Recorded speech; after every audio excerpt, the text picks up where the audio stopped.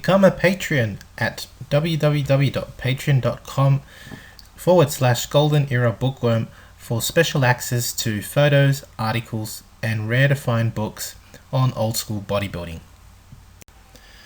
Hi everybody, Golden Era Bookworm here. Today we continue with the Golden Era series on Sergio Oliva, focusing on the blueprint to the myth.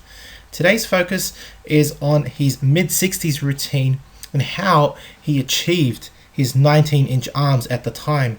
Now previously I've focused on his foundation to strength, mainly through hard manual labor and Olympic weightlifting, and now we are moving on to his bodybuilding routines. Now, with the mid-60s, right before he moved to the IFBB, he had been training using PHA training and later on changed his techniques. So today's focus again is on how he achieved his incredible 19-inch arms as shown here in this fantastic single arm biceps pose. Beautiful, beautiful, right from the mid-60s. Let's get into it. So as mentioned before in my previous videos, and I'll link the video up right now, Sergio had been learning from Bob Guida. As soon as he moved to Chicago from the US, he started training under the PHA system under the tutelage of Bob Guida.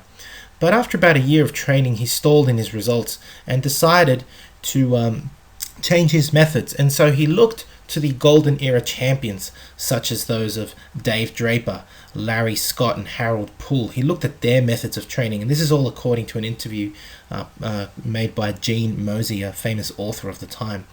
And he decided to switch to the straight set system, as heavily promoted by the waders back in the day. Here's a great shot of Harold Poole, definitely an uncrowned Mr. Olympia of the day. Now when we look at Sergio Oliva's 1965 arms routine, we can see that there's an influence from weightlifting in that he used very heavy weight as well as very strict form. For example, it was common for him to use very high poundages such as like 150, 160 pounds on the barbell curl for high volume, as you can see.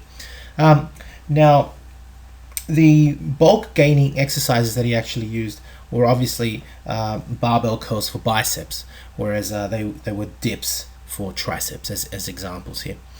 So when we look at the program, we can see that he used heavy barbell curls for building the mass of his biceps.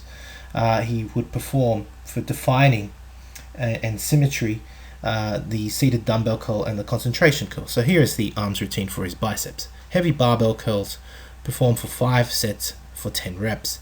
Seated dumbbell curls performed for 4 sets by 10 reps, and the concentration curl for peak, 4 sets performed for 10 reps.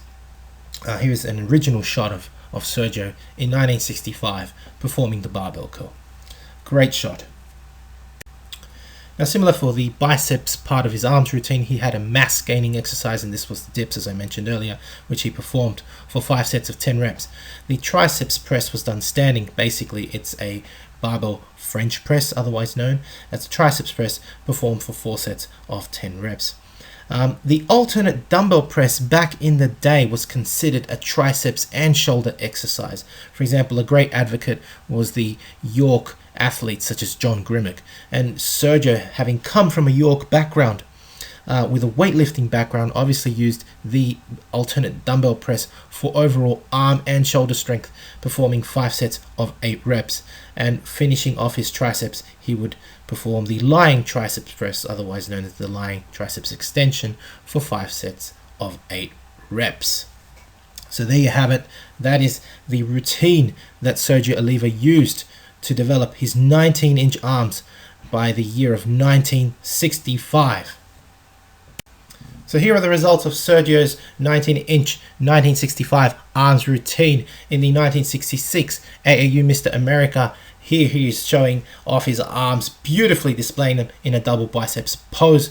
Unfortunately, as I mentioned earlier, Sergio got robbed of this competition again, coming second in the Mr. America, which led to his move to the IFBB, where he started defeating everybody and winning Olympia after Olympia. I hope you've enjoyed watching this video. I will follow this video up later on with some more mid-60s routines from Sergio Oliva, the myth. continuing the series with Blueprint to the Myth. I hope you've enjoyed watching the video. If you have, please give it a thumbs up, subscribe if you haven't to the Golden Era Bookworm, and leave me your comments. Thank you for watching. If you like my content, please consider giving a donation via PayPal. The link is below. And if you'd like more exclusive content, become a Patreon at www.patreon.com/Golden Era Bookworm. That's it for me, Golden Era Bookworm. Bye for now.